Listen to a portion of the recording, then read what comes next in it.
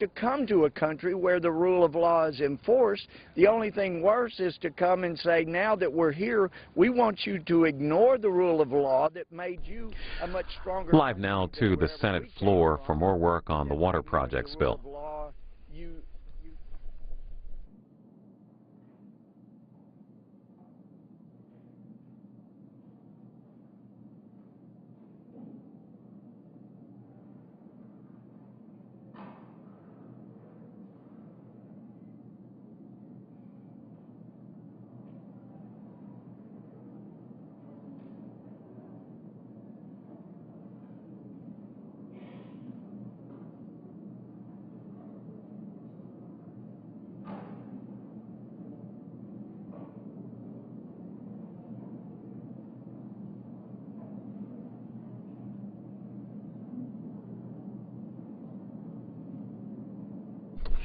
Well, as you can see, the Senate is back. They're in a quorum call, waiting for a senator to come to the floor. While we wait for more action on the water projects bill, we'll go back to the briefing earlier this afternoon with the Republicans on the immigration bill. Spring, it brings additional life and rejuvenation to this country. It's a good thing. But we have to make sure we don't get overwhelmed by people that want to destroy us.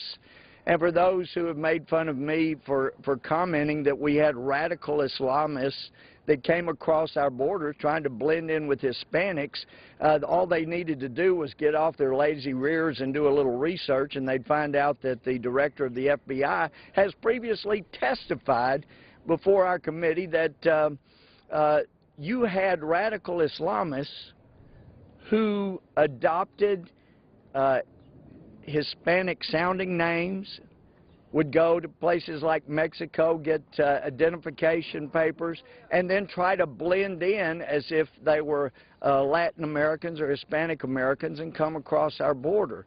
We have an obligation to this country to make sure that those coming in want to be a part of the greatest nation and are willing to assimilate and be a part and not destructive of this country. And that also includes an enforcement of the visa overstays, which over 40% of the people illegally here apparently have overstayed visas. You had people in Boston who had overstayed visas, and yet they were not being checked. And if the FBI does not have the resources to check one individual who Russia has given us a heads up on, has radicalized in wanting to harm America, then do you think that the system will be better if we add 11 million more people all of a sudden, instantaneously, for the FBI to check out and make sure they're not going to be a threat? There will be threats involved in that, just as we saw in Boston when we had people who were... The Senate is considering S-601. Okay, we are working on our finite list, and we expect to make our unanimous consent request shortly, but I would note the absence of a quorum. The clerk will call the roll. Mr. Alexander.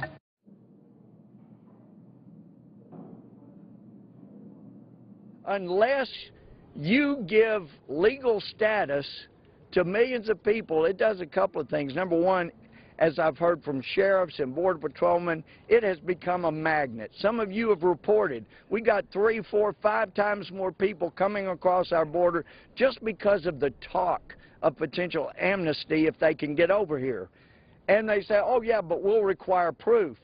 Well, in the past we've seen proof could be composed of an affidavit signed by the individual saying, oh yeah, I came by the time you said I had to be here. We have to first secure the border so only people lawfully coming in come in. We do need to reform our immigration system. It's pitiful. It shouldn't take longer to get a visa here than it does in a third world country. We're better than that. Dispense with the quorum call. Without objection.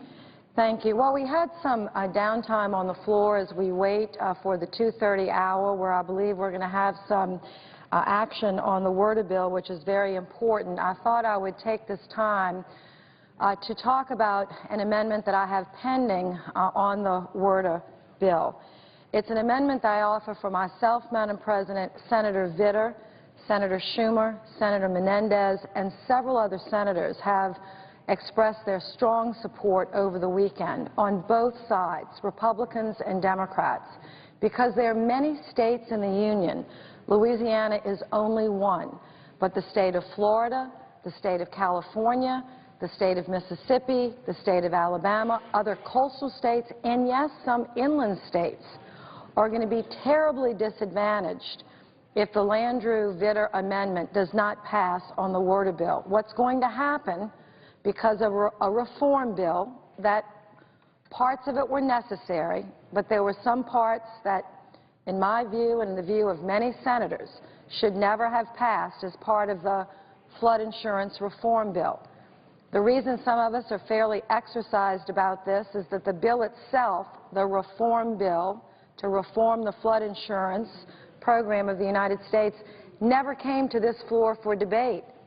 It came out of the Banking Committee, and then it was basically tucked into a larger omnibus bill, which happens sometimes. It's not the only or the first time it's happened.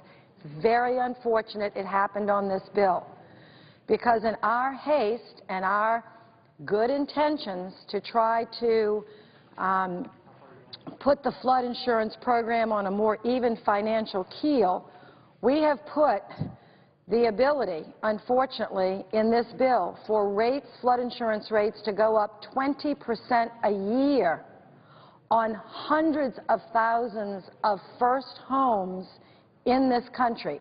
Not second homes, not vacation homes, first homes.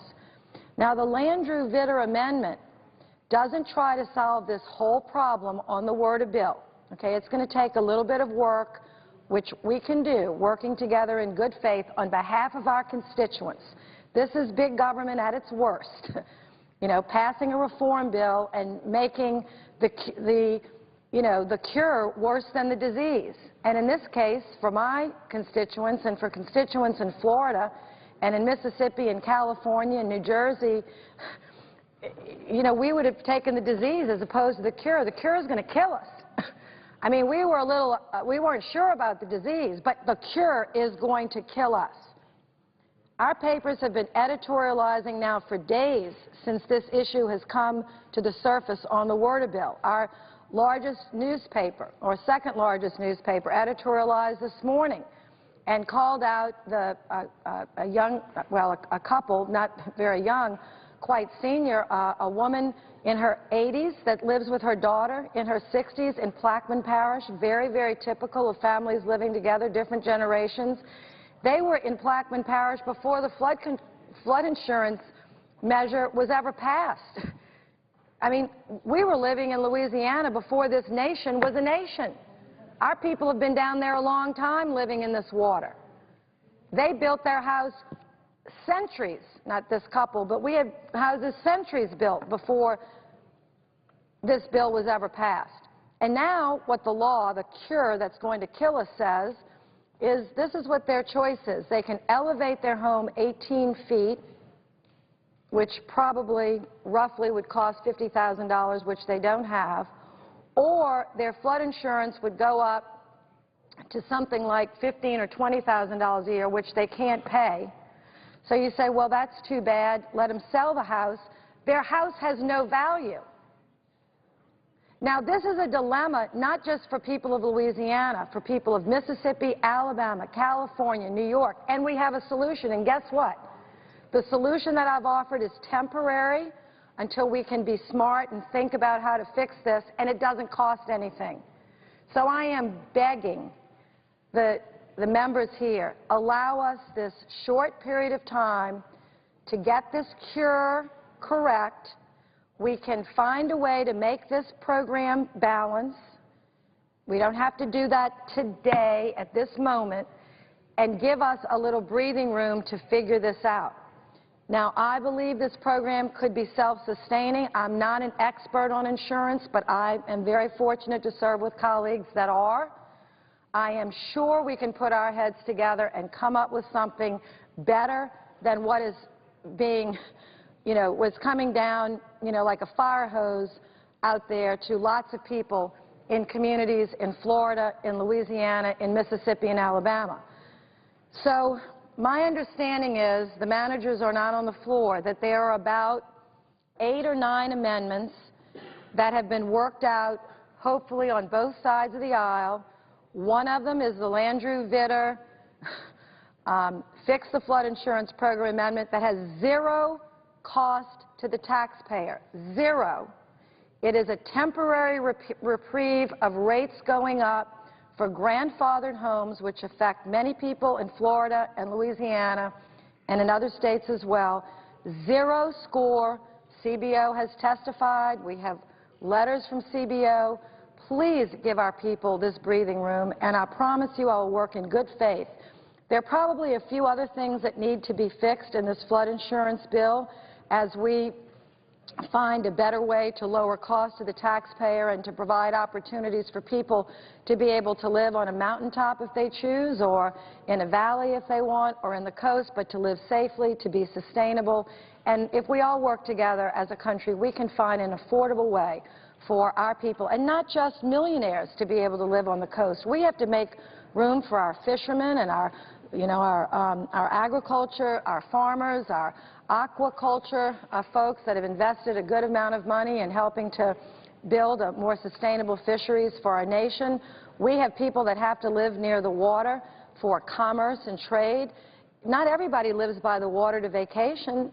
You know, some people live by the water to work, an essential part of the work to keep this country moving forward. And we've got to figure out a way to allow them to do that in an affordable manner, Madam President, without completely undermining the coastal counties of our country. So Senator Schumer's on the floor now, and some others who have really been working, and I thank them for helping over the weekend. Let's hope we can get this list of amendments cleared, and one of those amendments will be the Landrieu Vitter amendment on fixing temporarily, giving some reprieve for thousands of homeowners who are desperate for a signal from us that we get it, we understand, we didn't correct this appropriately, and we are going to respond as a democracy should, and give them a little signal today that as the Word of Bill moves forward, we can fine-tune and modify this flood insurance reform. I yield the floor, and I understand we're ready for some action on WRDA, and I suggest the absence of a quorum. The clerk will call the roll. Mr. Alexander.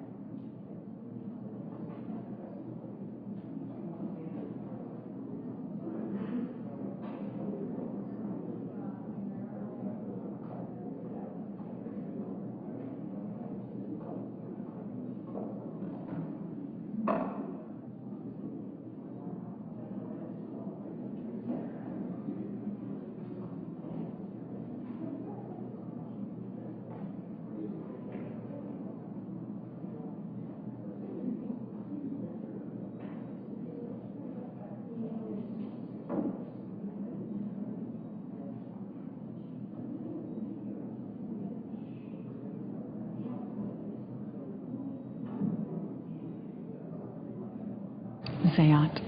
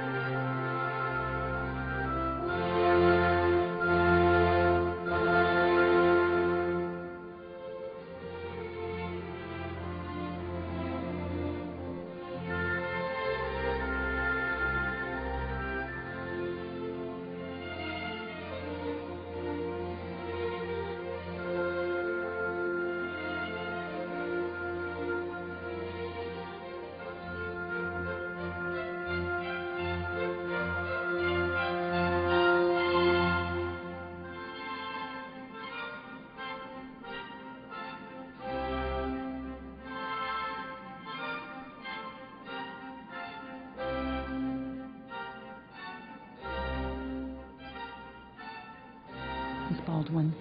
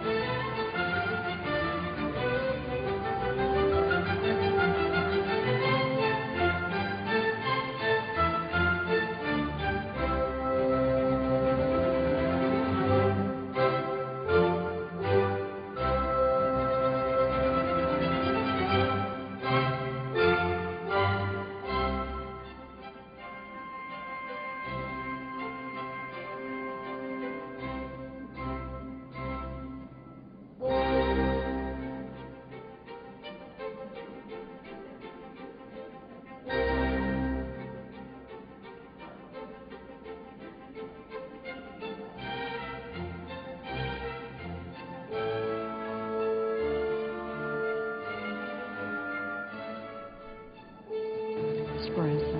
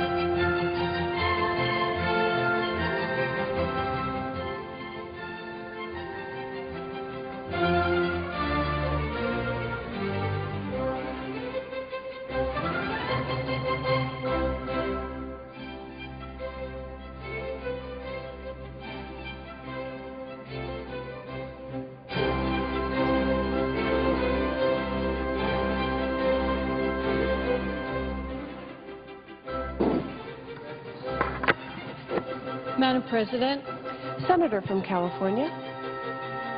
Madam President, for the interests of senators, We are in a I would quorum ask the call. quorum call be dispensed with. Without objection, Senator In from the interest of California. senators, we are going to very shortly propound a consent agreement that has been cleared by Senator Vitter and myself. And we'll see where that takes us, and if it needs to be modified, we may well do that. But I wanted senators to know it is our hope that we can avert a cloture vote at this time.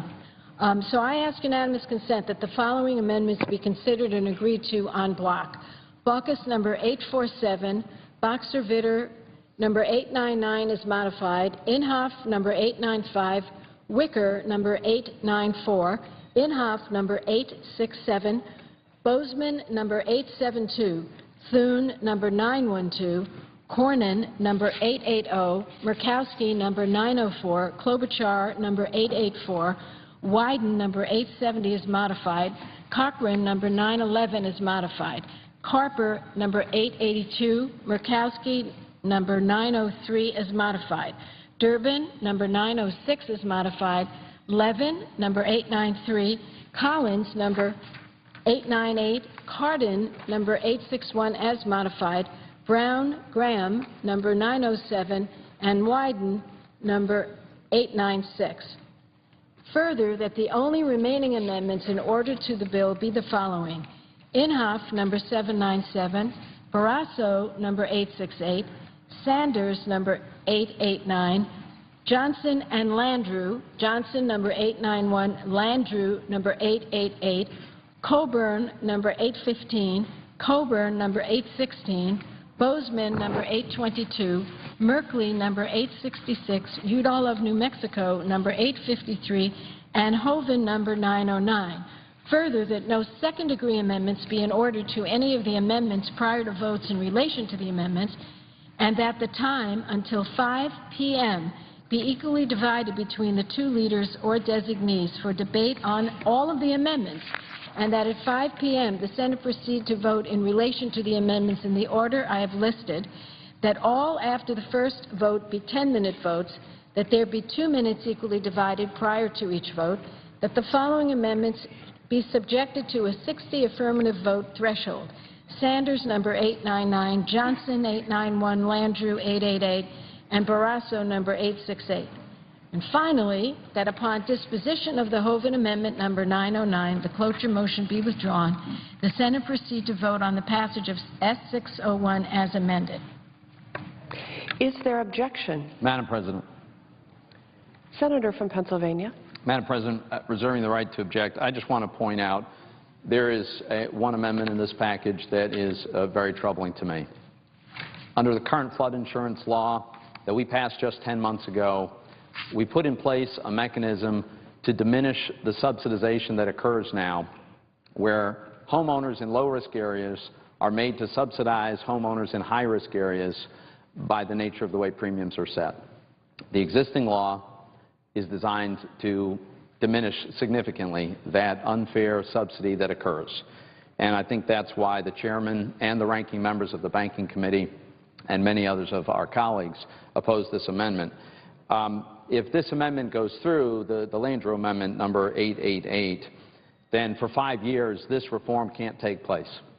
And that means not only do people in low-risk areas continue subsidizing people in high-risk areas, but because people in high-risk areas are paying lower premiums than what they ought to pay to reflect the risk they're taking, it creates the moral hazard of a risk to continue building in high-risk areas with the expectation that this will continue and therefore jeopardizing taxpayer funds. This is already a program that's $24 billion in debt, and that's the reason that I object.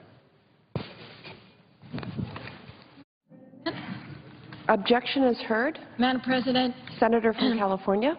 so it is my understanding, listening to my friend from Pennsylvania, that he objects to the Landrieu Amendment. It is also my understanding that Senator Landrieu would like to be heard on this matter, and then I will propound a new consent. Thank so I you. would ask that she get the floor, and I would yield the floor. Madam President. Senator from Louisiana. Thank you. I want to clarify through the chair that the senator from Pennsylvania is not objecting to the long list of amendments as described by the chairman of the committee. He is only objecting to amendment number 888 and objecting to a vote on amendment 888 by myself, Senator Vitter, Senator Schumer, Senator Menendez, Senator Lautenberg, and others. Is that correct? Are you objecting to a vote or to the amendment? Madam President, my understanding is there is a unanimous consent request for a series of amendments on this bill, and I'm objecting to that consent request because it contains the Landrieu 888 amendment. Okay. So it's my understanding, Madam President, through the chair, that the senator is objecting to a vote on the amendment. He's most certainly entitled, in my view, to vote against the amendment. That's what debate on the floor is all about. But he's not objecting, he's not expressing his objection to that. He is objecting to having a vote on the amendment. Is that correct?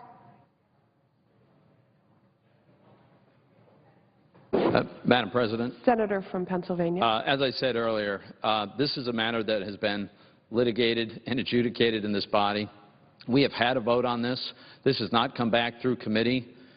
This would cause I think, considerable risk to taxpayers. And if the senator from Louisiana believes that this is something that needs to be addressed yet again, despite the fact that 10 months ago we had a vote on this, and we did vote, then I'd be happy to work with the senator on how we might address that. But my objection still remains. Okay. Madam President, I'm just trying to get clarification through the chair from the senator from Pennsylvania. I understand he objects to my amendment. That's not what I'm asking him. I'd just like a yes or no answer. Is he objecting to a vote on the amendment?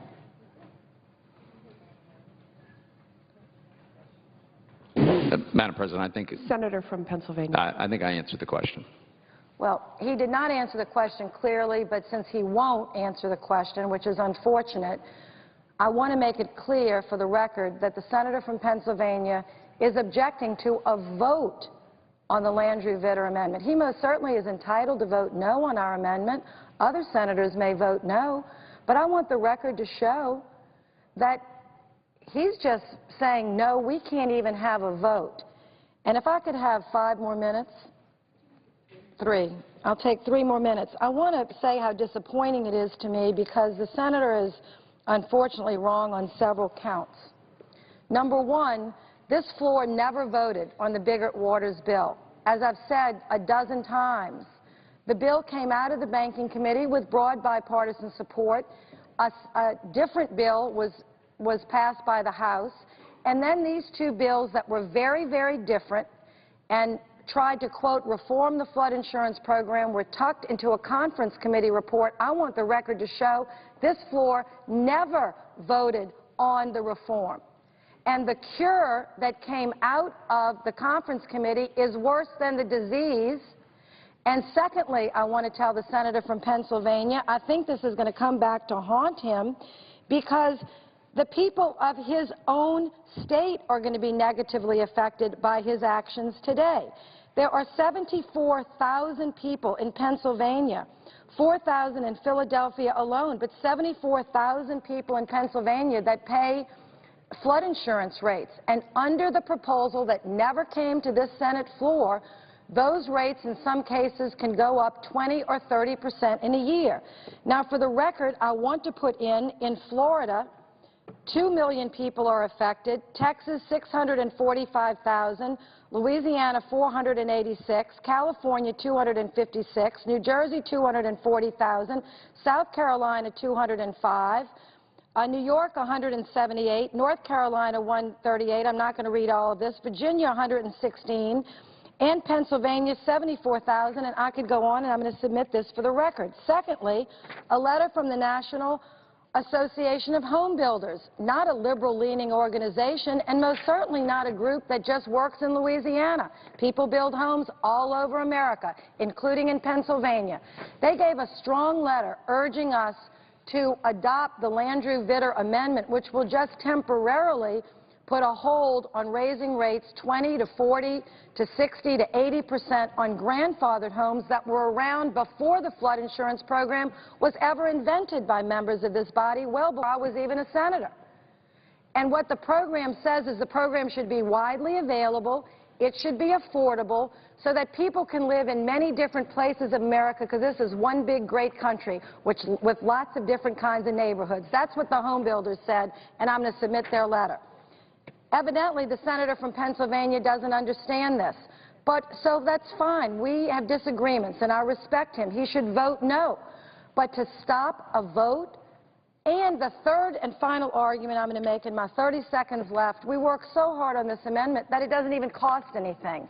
We have a zero score, zero, zero. It does not cost one dime, not $1. And still, the senator from Pennsylvania, with 74,000 people in his state that could be affected, is objecting to even voting on giving people a chance. Well, let me tell you something. We're going to be on this issue again. It's going to come back. I praise Senator Boxer and Vitter for their hard work on WRDA. Louisiana people are going to greatly benefit by more levees and more flood control. But this is really a shame that we can't even get a vote to postpone this issue to try to see if we could make it more affordable, and it doesn't cost anything. So I am sorry, Senator Boxer, for holding you all up. I thought this was important. We worked on it all week. Everybody's cleared except for one senator from Pennsylvania. And I yield the floor. Senator from Louisiana.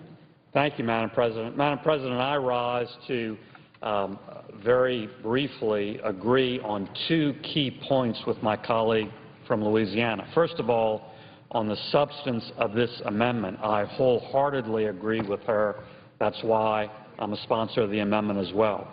And we will visit this issue again because it is vitally important that we get it right, not just for tens of thousands of folks from Louisiana, but for millions across the country. We need to get this right, and we don't yet have it right.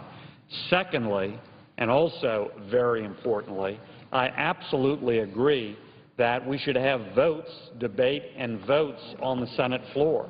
And I don't think any member should object just to having a vote on a matter. My colleague, the senator from Pennsylvania, has been a leading advocate to have an open amendment process on the Senate floor to allow votes. I agree with that, and that's why I fought with the chair of the committee to have that open amendment process in the context of this bill. We got it, and then at the end of the day, he objects to even having a vote on a particular amendment he doesn't like. You can't have it both ways. And if you want an open amendment process on the floor, as I do, you're going to have to accept that you may have to take votes on amendments you don't agree with. I accept that. I wish he would accept that, and I wish this open amendment process, and I hope it will continue and grow from here. Thank you, Mr. President. President. Senator from California. Mr. President, I think everybody who is listening to this understands there's been a disagreement here, a pretty tough one. But I have to praise Senator Landrieu for saying, look, I'm going to bring this fight back another day. And she has told me she would be willing to support a new modified request, the same one I made about 10 minutes ago, and take out Johnson Amendment number 891 and Landrieu Amendment number 888. And I believe that that new request will be acceptable to all in the Senate. So I would renew my request with that change, the deletion of Johnson 891 and Landrieu 888, and ask unanimous consent that we move forward with this agreement at this time. Is there objection? Mr. President. Senator from Florida. Thank you, Mr. President. Reserving the right to object. We were all scandalized over the last 72 hours to learn that the Internal Revenue Service of the United States and employees within the Internal Revenue Service were targeting fellow Americans and political organizations because of their political views. And I think the scandal, quite frankly, the feelings we have is bipartisan, because I hope it is, because I don't think any of us want to see an agency of government being used to target our fellow Americans because of their points of view on a political issue. It's a very serious issue. Yesterday I called for the President to ask for the resignation of the acting chief of the IRS. I asked that there be a criminal investigation launched in this matter, which Attorney General Holder has announced today. And so that's why I have prepared an amendment that I think is timely, and I hope we will consider in this body. And that is an amendment that makes it a crime for an employee of the IRS to target individual taxpayers or organizations because of their political views. And so I stand today to ask the chairwoman if she would consider consenting to allowing my Rubio Amendment 892 to be included in the unanimous consent agreement. Senator from California. If I might respond to my friend's request. The American people need to know we are dealing on this Senate floor with a bill that's the Water Resources Development Act. It's about flood control so that we don't have more Hurricane Sandys, so that we make those improvements in flood control. It's about port deepenings. It's about 500,000 jobs. It's about restoring the Everglades in my friend's home state. What a beautiful spot that is, I say to my friend. It's about restoring Chesapeake Bay. It's not about the IRS scandal. And let me just say, I couldn't agree more with my friend. Anyone who would play politics at the IRS is doing a disservice to this nation. And I'm happy to look at this law. They ought to be canned. And I want to ask unanimous consent to put in the record an inquiry that took place by the IRS into a church in my state, in the district of Rep. Adam Schiff, and Republicans and Democrats, it was the All Saints Church, at that time asked for investigations into this. And this is from 2005. I'd ask unanimous consent to place this into the record. Without objection. And I would ask unanimous consent to place into the record an article that talks about the investigation of the NAACP, which was involved with the IRS in '06. This is a continuing scandal. It's outrageous. And I think anyone who goes after a liberal group should be canned. Anyone who goes after a conservative group should be canned, unless there is reason to do so and they are not following the rules of nonprofits, which is you can't be political. So I ask that we place those items in the record only to remind people that this is a bad thing that's happened, a terrible thing, and it's been a while. So I would object to the request that we place such an urgently important matter on this long-term bill. It's going to take a while for us to get it through the House. We don't know when the conference will come back. I would object to the unanimous consent to turn a bill like this into a bill about the IRS scandal. First of all, the senator from California, on your second request there, is there any objection? Chair hears none. It will be entered into record. And reserving the right to object, and I will not object to the unanimous consent request because of the importance of this issue to many states in the country. But let me just close by saying that we need to understand what's happened here over the last 72 hours, what we've found out. Employees of the Internal Revenue Service made a decision that they were going to specifically target groups that had things like Tea Party and the word patriot in their organization, groups that looked to do things like protect the Constitution of the United States. This is outrageous.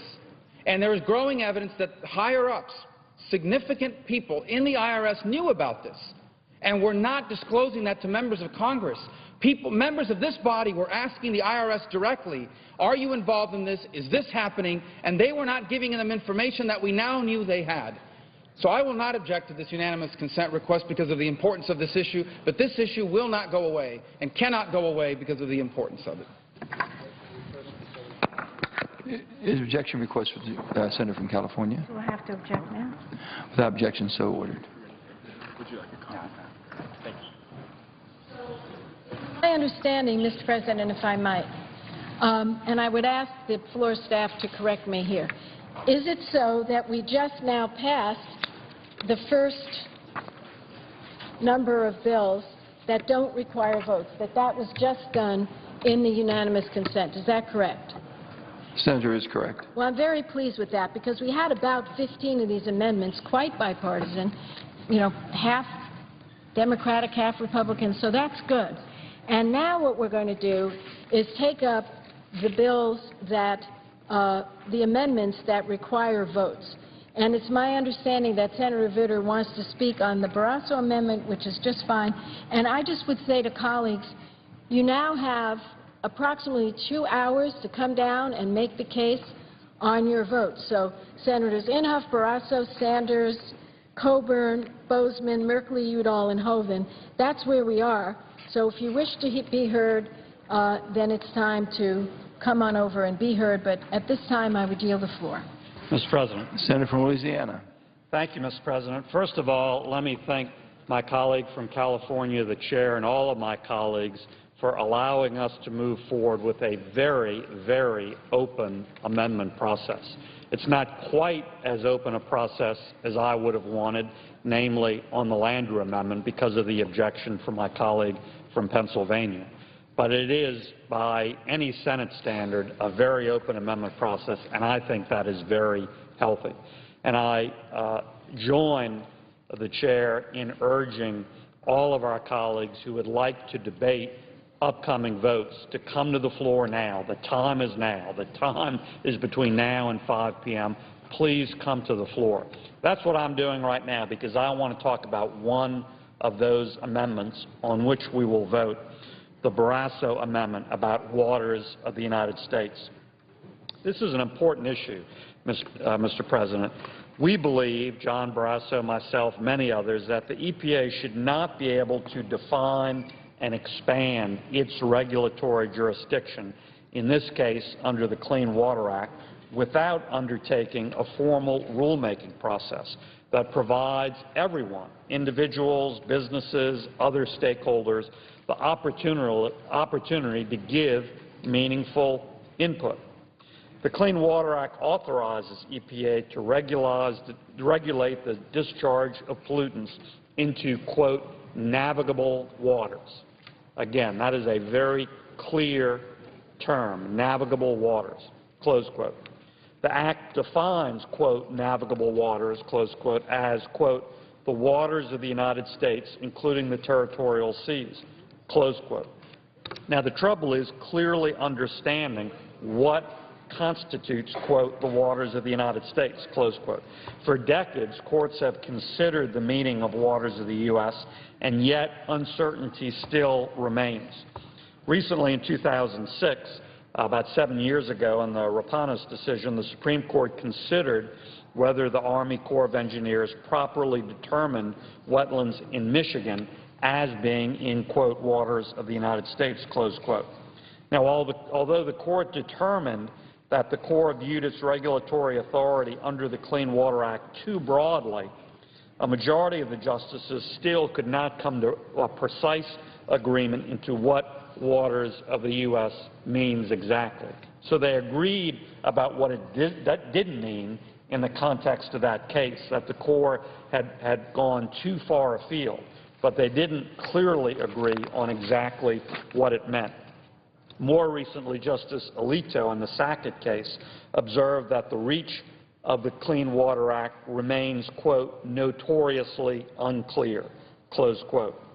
Now, although Justice Alito and others have called on Congress to examine the Clean Water Act statutory language to make it precise, to clear up the confusion, he also noted that EPA, quote, has not seen fit to promulgate a rule providing a clear and sufficiently limited definition of the phrase, close quote, that phrase being the waters of the United States. Instead, the EPA has done something different, and unfortunately, this is a trend at the EPA. The EPA issued what it calls guidance on this issue. Now, according to the EPA, the guidance, quote, clarifies how the EPA and the Corps understand existing requirements of the Clean Water Act and the agency's implementing regulations in light of relevant decisions. The problem is this. Guidance is short of what the EPA should do, which is to promulgate rules and regs. And it's short of that for a very particular reason, because there's no clear-cut, nailed-down process for guidance. The EPA can just make up what it wants without having to take input from affected parties. Under law, there is clear-cut guidelines, rules, for promulgating rules and regulations. And that's what the EPA should do. So in this instance, there are two problems. First of all, the guidance is simply mistaken. It's way too expansive, in the view of many, many folks, including myself, including the author of this amendment, Senator Barrasso. But also, very importantly, guidance doesn't have to go through a process. Guidance doesn't elicit input from citizens, from impacted parties, from stakeholders. And that's another crucial issue involved. And so this Barrasso amendment would clear up that point on two fronts. It would go to the substance of the guidance, and we think the EPA is getting it wrong with regard to that substance. But it would also help underscore that there is a process for the EPA to issue rules and regs, and that's what the EPA should be doing on important matters like this, not shortcutting, circumventing that process by simply issuing guidance. So if the EPA wishes to examine the meaning of, quote, waters of the United States, close quote, in the Clean Water Act, it needs to do so in a fair and transparent manner, and in a way that provides all Americans the chance to offer meaningful regulatory input. Guidance doesn't do that. This guidance gets it wrong, but just as importantly, guidance doesn't fulfill that need for transparency and openness and the ability to accept input. This Barrasso amendment would provide EPA with precisely that opportunity, make them accept input and make them get it right. And that's why I strongly support the Barrasso amendment. Again, Mr. President, I invite all of our colleagues to come down to the floor to debate any part of this bill, any aspect of pending amendments. We're open for business now until 5 p.m. on that. I think that's going to be a lot of time. We'll have a series of votes starting today, going into tomorrow, and I very much appreciate the chair of the committee and others who have allowed this very open amendment process on the floor of the Senate. With that, Mr. Chairman, I suggest the absence of a quorum. Clerk will call the roll. Mr. Alexander.